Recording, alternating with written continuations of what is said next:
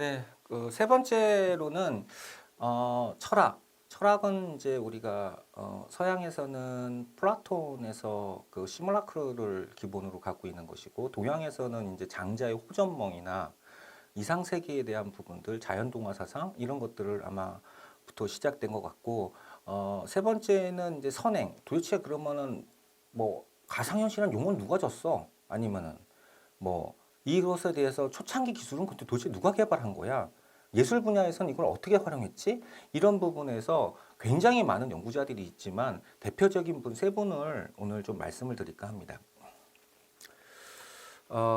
일단은 그 전에 우리가 HMD에 대해서 조금 알 필요가 있을 것 같아요. 일단은 HMD는 그 새로운 경험 매체 디바이스는 이제 아까 전에 DK1 2012년에 그 등장을 했다고 이제 이야기를 한 거죠. 자, 그런데 우리가 이제 가끔 착각하는 경우가 있어요. 자, 어떻게 착각하냐? HMD가 그럼 가상현실이야? 라고 얘기했을 때, 예, 당연히 아니죠. HMD는 가상을 볼 수 있는 디스플레이라고 볼 수 있는 것이에요. 그죠? 그러면은 개념적으로는 MR의 가상현실하고는 좀 차이가 있는 것이고, 이 가상현실은 철학이나 미술, 예술 혹은 기술에 각각 다르게 적용될 수 있다라는 부분들을 조금 먼저 말씀드리고 이제 설명을 드릴 수 있을 것 같습니다. 어쨌든 지금 우리가 와 가상현실, XR, MR 이런 부분에 대해서 막 얘기하는 것은 결국에는 이제 오킬러스사의 DK1에서부터 시작이 됐다. 하지만 이것은 그 전에 이미 존재하고 있었던 것이고 지금 우리가 이 부분에 대해서 관심을 갖는 것은 4차 산업의 표현 방법의 하나이기 때문에 디스플레이로서의 역할을 하기 때문에인 부분이고 확실히 이 부분이 대중화가 되는 부분에서는 굉장히 큰 의미를 가지고 있다라고 보실 수가 있습니다. 자, 1812년대 사실은 그 보로디노의 전투에서 이렇게 이미 이렇게 파노라마, 즉 360도로 그린 파노라마 그림 같은 것들을 그렸어요. 역사라든지 기록화적인 의미를 이제 지니고 있는 거죠.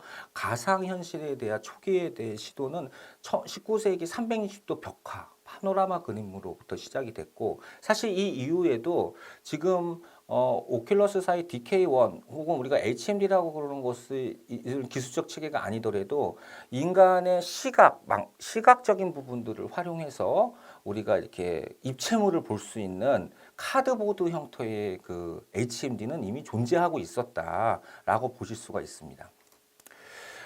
그 전에 이제 1965년 이전에도 사실은 이렇게 아주 구체적이진 않지만은 특히 1, 2차 세계대전에서 이렇게 비행사들을 사실 비행기를 어떻게 해요? 조종해 갖고 뭐 잘못하면은 이제 굉장히 큰 사고가 날 수도 있고 비행사를 교육시키는데 되게 많은 그 자원이 들겠죠. 근데 이런 것들을 이제 시뮬레이터로 만들어 갖고 막 이렇게 훈련을 시키거나 이런 부분에서 이미 가능성은 어, 확인이 됐던 거죠.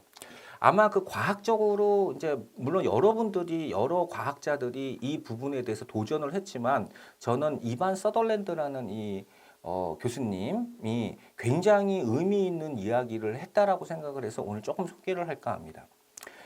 기술적 부분에서는 이분은 Ultimate Display, 즉 궁극의 디스플레이라는 것을 주장하셨어요. 궁극의 디스플레이. 궁극의 디스플레이는 과연 무엇일까? 컴퓨터가 적절한 프로그램만 있으면 말 그대로 앨리스가 걸어 다니는 이상한 나라를 경험할 수 있다라는 의미로 이분은 얘기를 했었어요. 그래서 표층적으로는 HMD를 통한 가상현실의 개념을 정립했고 리얼타임을 위한 하드웨어의 중요성을 인식하고 가상 환경 내에서 인터랙션의 가능성을 제시하였습니다. 실제로 이제 그 1965년에 가상현실에 필요한 조건과 경험적 가치를 정립하고 나머크레스의 검이라는 거를 이제 개발하셨어요. 이게 이제 얼티밋 디스플레이라는 거죠. 그래서 원시적인 가상현실 디바이스를 이제 이렇게 해서 여기 이제 그림 보시면은 여기 천장에서 이렇게 쭉 달려 나와 갖고 이렇게 안경 형태의 것을 쓰고 이게 디스플레이죠. 그러니까 작은 디스플레이를 양악 즉 양쪽 눈의 시차를 이용해서 입체를 경험할 수 있는 이런 부분에 대해서 이야기를 하셨어요. 자, 그리고 실제로 이걸 개발을 한 것이죠. 근데 이분은 이걸 개발하면서 이 당시에서 이것을 경험한다는 것은 되게 그냥 뭐 그리드가 있는 정도의 수준에서 뭐 이렇게 이런 정도를 경험할 수 있는 정도의 수준의 그 디바이스였는데 이분은 가능성을 굉장히 크게 본 거예요. 나머크레스라는 것은 이 나머크레스라는 왕이 그리스 신화에 있는 거죠. 그래서 이 왕과 신하가 있었는데 그 신하가 그 항상 왕자를 되게 중요시 여겼다는 거예요. 그래서 그런 그 이제 왕의 자리에 앉으면 좋겠다 뭐 이런 생각을 가졌는데 이 나머크레스 왕이 실제로 그 이제 왕자에 한번 앉아봐라. 그리고 앉으고선 위를 쳐다봤더니 검이 하나 있대요. 이렇게. 그래서 왕자의 권력도 있지만 반대로 어떤 거예요. 그 검은 떨어지면 사람이 죽는 거죠. 그만큼 가상현실에 대한 어떤 그 경각심 이런 것들을 잘 사용해야지 나쁘게 사용하거나 다르게 사용한다면 굉장히 큰 문제가 있을 것이라는 것을 이야기하셨고 특히 이것을 궁극적 디스플레이로 가는 즉 가상현실을 완벽하게 체험할 수 있는 부분으로 가는 것이고 그것을 이상한 나의 앨리스를 우리가 영화로서 경험하는 것이 아니고 실제로 걸어다니면서 경험할 수 있다라고 이제 주장을 한 거죠. 굉장히 과학자이지만은 철학적인 부분, 앞으로의 미래에 대한 선견을 갖고 이런 부분에 대해서 연구를 굉장히 많이 하셨고 이분이 갖고 있는 기본적인 가상현실을 구축하는 기술적인 방법 같은 것들이 지금도 사용되고 있고 그 개념적으로 이해되고 있는 상황입니다. 두 번째는 이제 제론 레니어라는 분이에요. 자, 이분은 그럼 가상현실이라는 용어는 도대체 누가 만들었지? 라고 얘기했을 때 사실은 제일 첫 번째로 제론 레니어가 가상현실이라는 용어를 처음에 만들었다라고 보실 수가 있어요.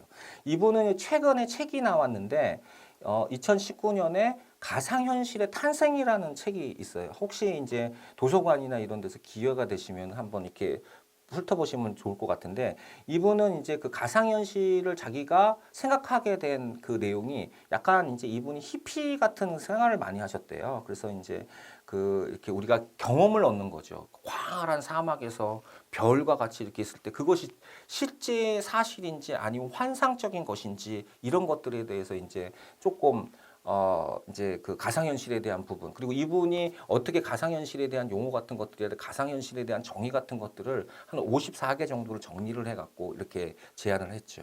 그래서 이분은 어떻게 보면 가상현실이라는 용어적인 개념을 그리고 가상현실이라는 부분에 어떻게 발전할 수 있을지한 부분 같은 것들을 잘 설명했다고 보실 수가 있습니다. 제론 레니어. 자, 그 다음에 아까 전에 이제 뭐 장보드리아 선생님은 너무 많이 얘기했기 때문에 제가 간단하게 이 철학적인 부분을 좀 얘기하면 복제된 이미지가 현실을 대처하는 초현실의 소비 시대 사회가 될 것이다 라는 것이죠. 그래서 이 당시에 사실은 뭐 1980년도니까 컴퓨터가 그렇게 발달되지 않고 있었겠죠. 근데 이분은 이제 그런 즉 가상에서 경험한 것도 어떻게 경험이라는 거죠. 현실을 기반으로 해서 경험하는 것은 실감적 경험이라고 우리가 얘기할 수 있는 거고 또 가상을 통해서 가상이라는 꼭 현실을 기반하지 않을 수 있죠. 가상을 기반해서 하는 경험을 초경험이라고 얘기할 수 있는 이론적 근거를 제시를 한 거예요. 그래서 그것은 단순히 그냥 우리가 경험으로 끝나는 것이 아니고 소비를 사회하는 지금의 시점에서 되게 중요한 가치를 지니고 있다. 그래서 이것은 어떻게 미디어적인 패러다임을 바뀔 수 있는 그 근거를 제시하는 분이라고 보실 수가 있습니다. 그래서 매트릭스라는 영화도 보시고 이분이 시뮬라크라는 책이 그 번역이 돼서 나온 것도 있어요. 그래서 그런 것들도 한번 여러분이 보시면은 충분히 MR, XR 그 가치에 대해서 여러분들이 잘 이해할 수 있는 시간이 될 수 있을 것 같습니다. 자, 이제 마지막으로 이제 도대체 응용 분야예요. 사실 응용 분야 너무 많아갖고 제가 오늘 대표적인 거 두 개만 갖고 왔어요. 자, XR 환경이라는 부분. XR 환경도 그러면은 구체적으로는 어떻게 적용되고 있는 것이지? 그다음에 아까 전에 얘기했던 디지털 트윈 환경 이 두 가지를 조금 설명드리려고 합니다. 자, 4차 산업에는 저는 사실 이게 한 뭐 2년 전에 제가 이렇게 얘기했는데 하이퍼의 시대다. 하이퍼의 시대, 초의 시대다라고 저는 이렇게 정의를 했지만 실제로는 코로나19의 시대고 비대면과 언택트의 시대로 그냥 전환이 된 거죠. 하지만 그 맥락적인 부분에서 의미는 같아요. 자, 어떤 거냐? 비대면 상황에서 우리가 대면의 상황처럼 우리가 경험할 수 있는 상황이 어떤 그 기술적 체계의 핵심이 XR에 있다라고 보는 거죠. 이 기술은 초의 시대의 이 기술적 체계는 크게 세 가지로 나눠서 얘기를 할 수 있어요. 어떤 거냐? 하이퍼 리얼. 어떤 거냐?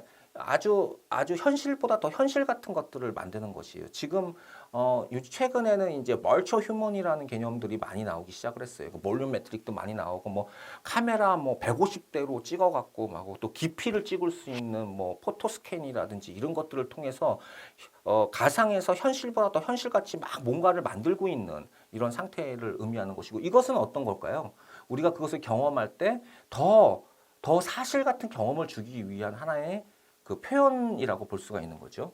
두 번째는 이제 하이퍼 인텔리전트. 자, 즉 초지능이라는 거죠. 지금도 사실은 이제 그 우리가 인공지능을 굉장히 많이 이야기하고 있는데 저도 한 이제 몇 년 전부터 인공지능 과제를 굉장히 많이 수행을 했어요. 그래서 보통 이제 인공지능 갖고서 얘기를 하면은 대부분이 어, 어, 매트릭스의 아키텍트이거나 그러니까 전리전능한 인공지능이거나 아니면은 이제 그 스카이넷처럼 통제를 못하고 완전히 세상을 통제하는 정도의 수준의 어떤 이런 인공지능을 생각하시는 분들이 굉장히 많더라고요. 굉장히 피상적인 얘기고요. 실제로는 이제 어떤 거냐, 약간 어떤 느낌이면 서번트 증후군이라는 건 어린아이가 뭐 한 가지에 되게 특별한 재능을 갖고 있는 상태를 얘기하는 것인데 그 서번트 증후군을 가진 어린아이에 속하고 있다라고 보실 수가 있어요. 그래서 하나의 학습, 즉 다시 말해서 너는 이 스타일로 한번 그림을 그려봐. 그러면 그 레이블링 데이터, 학습 데이터를 학습시키면은 그 상태로 누구보다도 잘 그려요. 그래서 우리가 보통 이제 알파고는 어때요? 바둑을 굉장히 잘 두죠. 하지만 어때요? 바둑을 잘 두지만 장기를 갑자기 두게 할 수 있을까요? 없죠. 당연히. 근데 아직까지 기술적 체계는 바둑을 잘 두는 알파고, 장기를 잘 두는 알파고 이렇게 따로따로 무조건 엔진을 다시 다 만들어야 되는 거예요. 그래서 한 가지 일밖에 못 하는 거죠. 물론 이것을 확장적인 AI 그리고 이런 것들을 만들기 위해서 얘네들을 연결시키려고 지금 노력하고 있는 단계 아주 기초적인 연구를 하고 있는 단계라고 보실 수가 있습니다. 자, 하지만은 이런 초지능은 우리가 갖고 있었던 사실 우리가 무엇을 만들 때 혹은 무엇을 시뮬레이션 시킬 때 굉장히 많은 데이터가 필요하고 굉장히 많은 그 고용량을 차지하는 것들이 많아요. 그래서 이런 것들을 직관적으로 해결하지 않으면 안 되는데 그 직관적인 해결을 하는 것이 바로 하이퍼 인텔리전스 초지능이라고 보실 수가 있습니다. 마지막에는 걔를 갖다가 물리적인 환경을 벗어날 수 있도록 해줘야 돼요. 자, 즉 다시 말해서 자, 내가 가상현실에서 우리가 여러 명이 모여서 이렇게 경험을 하는 거 충분히 할 수 있죠. 하지만 한국에 있는 나와 일본에 있는 사람과 미국에 있는 사람이 가상현실 안에서 즉각적으로 반응해갖고 우리가 경험을 하게 하는 것은 어때요? 초연결이라고 우리가 보통 얘기를 해요. 하이퍼 커넥티드라고 얘기를 하는데 이것이 이제 대표할 수 있는 것이 이제 5G라는 거죠. 이런 것들이 다 완성이 돼야지 XR 트윈 환경과 디지털 트윈이라는 것이 이제 가능한 상태가 된다라고 보실 수가 있습니다. 자, 디바이스에 대해서도 조금 이제 말씀드리는데 우리가 HMD가만 있는지 알지만 표현, 즉 이것을 볼 수 있는 우리가 도구죠. 하지만 이제 이렇게 다면으로 할 수 있는 4WD라고 보통 다면 환경에서도 할 수 있고 이건 개인용 디바이스. 그 다음에 여기 보시면은 AR을 볼 수 있는 고글형 디바이스. 자, 그 다음에 동시에 여러 개 체험할 수 있는 이런 그 서클 VR 형태의 그 동시 체험 디바이스. 자, 하지만 궁극적으로는 아마 이렇게 VR을 고명 컨텐트 렌즈로 발전을 하고 있는 상황이고 얘기를 들었는데 이게 뭐 100조 정도가 든다고 얘기를 해요. 자, 하지만 이제 아직 배터리를 넣은 상태라고 보실 수가 있습니다. 자, 그런데 이제 이런 것들은 왜 이렇게 항상 제가 들으면서 현실 공간에서 우리가 무엇을 제가 갑자기 뒤를 돌아본다 그래도 뒤는 역시 존재하고 있겠죠. 하지만 우리가 가상현실에서 무엇을 하거나 경험한다는 것은 굉장한 많은 비용이 지급된다라고 보실 수가 있습니다. 자, 일단은 그 XR 환경에서의 기본적인 요건을 좀 말씀드리면은 자, XR 환경은 다시 말해서 텔레프레전스 환경이라고 볼 수 있어요. 자, 이것은 어때요? 일단은 무선을 이용해서 자유롭게 워킹하면서 돌아다닐 수 있어야 되고 이 워킹하며 돌아다닌다는 것은 그 여기에 있는 사물과 현실의 사물과 가상의 공간에 있는 사물들이 정합되어져 있는 상태를 얘기하는 거예요. 그래야 돌아다닐 수 있는 거죠. 그런데 그것을 어떻게 자유롭게 돌아다니게 하려면은 어떻게 무선으로 돌아다니게 할 수 있어야 되는 것이죠. 두 번째는 이제 동시에 굉장히 많은 사람들이 접속할 수 있어야 돼요. 그죠? 자, 그 다음에 그것을 접속하지 않는 다른 사람들이 볼 수 있도록 미러링 기능 같은 것들이 있으면은 이것이 이제 가장 기본이 되는 가상 XR을 체험할 수 있는 기본적인 기술적 요건이 마련됐다라고 볼 수가 있어요. 자, 그런데 이것을 이제 동시에 여러 명이 체험할 수 있는 공간 같은 것들이 필요하겠죠.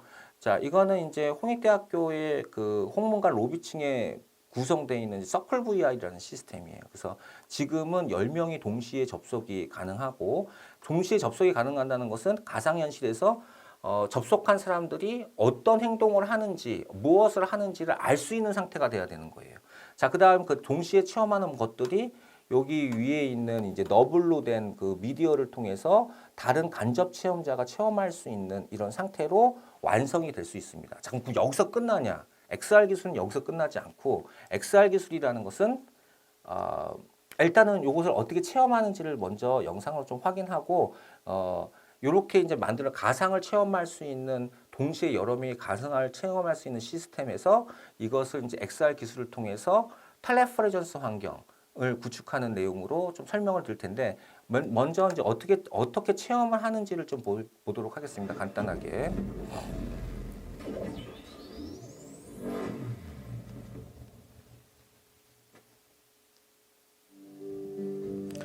네, 여기에 보시면은 이렇게 동시 접속자들이 있어요. 접속자들 여기 보시면은 이렇게 이제 지금은 이제 몸체까지 나오는데 얼굴이 있어 위치를 확인할 수 있는 상태 같은 것들이 되는 것이죠.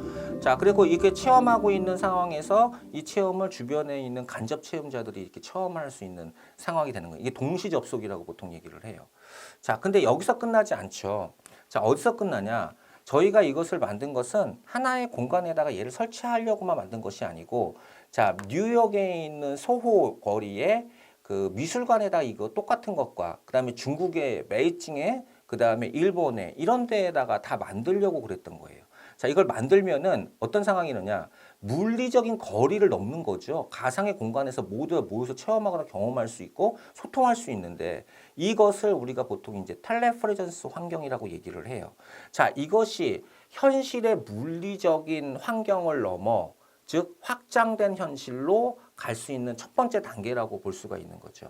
자, 이런 것이 일어나면은 여기에는 HMD만 쓰고서 경험을 하는 것이 아니고 이제 뭐 홀로렌즈 같은 그 고글형 글라스라든지 AR 글라스라든지 그 다음에 이제 다른 체험자, 그러니까 아무것도 쓰고 있지 않는 체험자들도 그 공간에 들어가 갖고 우리가 체험할 수 있는, 물론 이제 그 디바이스의 기능적인 부분에 따라서 경험의 정도는 좀 다를 수 있을 것 같아요. 그런 부분으로 이제 진행이 되기 때문에 다양한 컨텐츠의 생산 같은 것들이 가능하다는 거죠. 일단은 저희는 예술 분야를 많이 하기 때문에 뭐 예를 들어서 뉴욕에 있는 아티스트와 한국에 있는 아티스트가 동시에 어떻게 콜라보로 가상현실에서 퍼포먼스를 하고 그것을 일본, 베이징 전 세계적인 관람객들이 동시에 접속 통해서 그것을 실시간으로 경험하게 만드는 상황 같은 것들을 얘기하는 거예요. 이것은 이제 물리적인 환경이 넘어섰고 가상과 현실이 동시에 진행되는 부분이기 때문에 확장된 현실의 하나의 예라고 볼 수가 있을 것 같습니다. 자, 두 번째는 이제 그 트윈 공간이에요. 디지털 트윈 공간. 자, 디지털 트윈 공간도 사실은 저희가 지금 구축을 하고 있는 상태인데, 자, 여기 보시면은 이 가운데가 우리가 이제 동시에 접촉할 수 있는 가상의 환경이에요. 여기에 있는 이 오른쪽에 있는 것이 A의 공간인데 얘는 일본에 있어요. B의 공간은 한국에 있어요. 이 두 가지가 만나갖고 하는데 중요한 것은 여기서 만나는 퍼포먼스는 사실은 이제 시뮬레이션 데이터라고 볼 수가 있는 거예요. 그래서 만약에 그림을 그리게 되면은 이 데이터가 실시간으로 그 A 공간의 벽면에 혹은 우리가 체험을 할 수 있는 이 공간에 활용이 될 수 있다는 부분, 표현이 될 수 있다는 부분이에요. 그래서 디지털 트윈, 즉 디지털 트윈으로 트윈은 어떤 거라고 그랬나요? 우리가 현실 공간과 가상 공간을 똑같이 만들어 놓고 내가 현실에서 무엇인가를 만들었을 때 가상에 적용이 되거나 가상에서 무엇이 됐을 때 현실에 적용되는 상태를 얘기한 것이죠. 그래서 엄밀히 따지면은 텔레프레전스 환경과 디지털 트윈 환경은 굉장히 그 유사한 것이 기능적으로 좀 차이가 있긴 하지만 굉장히 유사하다고 볼 수 있는 것이고 저는 이것을 XR 트윈 환경이라고 이제 규정을 하고 실제로 이 환경을 그 100평 규모로 지금 만들고 있는 상태입니다. 자, 근데 저희가 항상 그 얘기하지만 여기서 가장 핵심적인 부분은 이것을 다 우리가 지금의 만드는 방식으로 만들면은 직관적으로 표현하기가 굉장히 어려워요. 예를 들어서 어떤 A의 작가가 자기 스타일의 나비를 그려요. 그 나비는 2D 평면이 됐다가 얘가 입체물이 돼갖고 얘가 어떻게 또 인터랙션이 돼야 되겠죠. 이런 것들을 직관적으로 아직까지 그 프로그래밍을 하는 데 있어서 굉장한 많은 비용과 굉장한 많은 시간이 들 거예요. 근데 다행히 우리는 이제 이것을 어떻게 그 뉴럴 네트워크를 이용해서 미리 학습을 시켜놓고 직관적으로 실행을 하고 이 직관적으로 실행이 된 이 내용들은 다 어떻게 또 이렇게 실시간 송출을 통해서 출력이 돼갖고 다른 사람 여러 명의 사람들이 동시에 경험할 수 있는 이런 환경 같은 것들을 구축하게 됩니다. 이제 이런 유사한 것들이 이제 그 일리노이드의 케이브라는 시스템인데 이게 한 뭐 270억 정도 들여서 만들었나 봐요. 근데 저희는 이제 이 부분을 뭐 한 20억 정도를 들여서 물론 그때까지 시간이 있긴 하지만은 더 좋은 환경을 만들려고 노력을 하고 있고 이런 것들에 대한 실험은 또 이제 이제 XR에 관련된 여러 가지 산업에 학교로서 이제 좋은 영향을 미치기 위해서 제안을 한다라고 보실 수가 있을 것 같습니다. 요것은 이제 키프레임이고요. 실제로 이제 XR 트윈 환경에서 어떻게 접속되고 어떻게 경험이 되는지에 대한 부분이고 저희는 아무래도 이제 예술 파트에 대한 관심이 많기 때문에 이런 것들을 통해서 어떻게 예술적으로 경험할 수 있게끔 만든다는 것이죠. 자, 제일 중요한 부분은 이런 것들이에요. 이런 것들에 대한 시도나 노력 같은 것들이 어떻게 미리 실험이 돼야 된다는 것이죠. 그래서 이런 것들이 축적돼 갖고 실제 산업에 갔을 때 굉장히 많은 그 좋은 그 아이디어적인 측면으로 산업을 활성화시킨다는 의미에서 저희는 보통은 이제 이 엔진들하고 이런 부분 여기에 대한 개발된 여러 가지 것들을 오픈할 예정이에요. 그래서 이런 것들을 이제 기업들에서 좀 가져다가 쓰고 혹은 이제 국민대학교하고 우리 학교하고 뭐 이렇게 이런 부분에 대해서 서로 연구를 통해서 좀 더 확장을 시켜갖고 세계적인 수준으로 좀 만들고 이런 부분에 대해서도 저희는 생각을 하고 있습니다. 저희가 이제 저도 이제 사실은 국민대학교하고 뭐 여러 가지 프로젝트를 동시에 많이 진행을 했어요. 그래서 굉장히 잘 알고 있고 이런 부분에서도 좀 같이 앞으로 뭔가를 같이 할 수 있는 기회가 있다면은 개인적으로 굉장히 바라는 바고 좋을 것이라고 생각을 하고 있습니다. 자, 여기에 이제 들어가는 것이 인공지능인데 지금 이제 이 안에다 저희가 사람을 만들어 갖고 넣으려고 그래요. 근데 그냥 사람이 아니고 벌처 휴먼이죠. 벌처 휴먼 안에도 사실 인공지능으로 굉장히 많은 뭐 예를 들어서 나의 같이 대화를 할 수 있게끔 한다던가 이런 것들을 실제 사람처럼 보이게 한다던가 혹은 이제 가상으로 접촉한 사람들의 아바타로 얘를 활용한다던가 이런 부분에 대해서도 저희가 연구를 진행하고 있고 이런 것들이 이제 이루어졌을 때 현실보다 더 현실 같은 가상 공간이 완성이 될 것 같고 또 이런 것들은 어떻게 물리적인 환경과 시간 같은 것들을 넘어서 우리가 경험을 할 수 있는 현실과 가상을 연결시켜주는 기술적 체계를 우리가 구축하고 연구한다라고 이야기를 할 수 있을 것 같습니다. 이제 그 마지막으로 이제 그 도대체 그러면 우리 학생들, 연구자들, 대학원생들 한테는 도대체 이제 그 MR과 XR이 뭐냐, 그 의미가 어떤 것이냐에 대한 부분에서 조금 말씀을 드리려고 합니다. 자, 일단은 이 영화를 한번 봤으면 좋겠어요. 파인 앤 어웨이라는 영화가 있는데 이게 이제 그 아일랜드 여기 탐 크루즈하고 이제 아주 유명한 여자 배우가 나오는데 지금 이름이 생각이 나진 않습니다. 근데 이제 탐 크루즈는 어떤 거냐면 아일랜드에 되게 아일랜드가 되게 척박한 땅이죠. 소장농의 막내 아들이에요. 근데 어느 날 미국에서 서부 개척 시대인데 미국에서 땅을 공짜로 준다는 얘기를 듣게 돼요. 그래서 이 친구가 이제 태평양을 건너가고 미국에 가갖고 미국에 갔더니 땅을 어떻게 주냐면은 말을 달려서 깃발을 꼽는 곳이 자기의 땅인 거예요. 그래서 이제 어떻게 보면 이제 그 영토라는 것을 이제 획득하게 되는 거죠. 저는 여기에서 이제 중요한 게 이 MR과 XR은 일단은 그 청년 계층에겐 좋은 기회라고 생각을 해요. 자, 사실 우리가 뭐 청년 실업 문제 또 청년들의 뭐 이런 여러 가지 문제들 또 이제 예를 들어서 뭐 월급을 받아갖고 내가 집을 살 수 없다는 이런 문제 같은 것들 이런 것들이 현실의 문제인 것이죠. 근데 이제 가상의 공간이라는 것은 어떤 기회냐?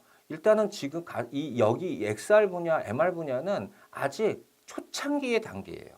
사실은 제가 오늘 발표했던 내용들이 원래 있었던 것이 아니고 제가 이제 뭐 2009년도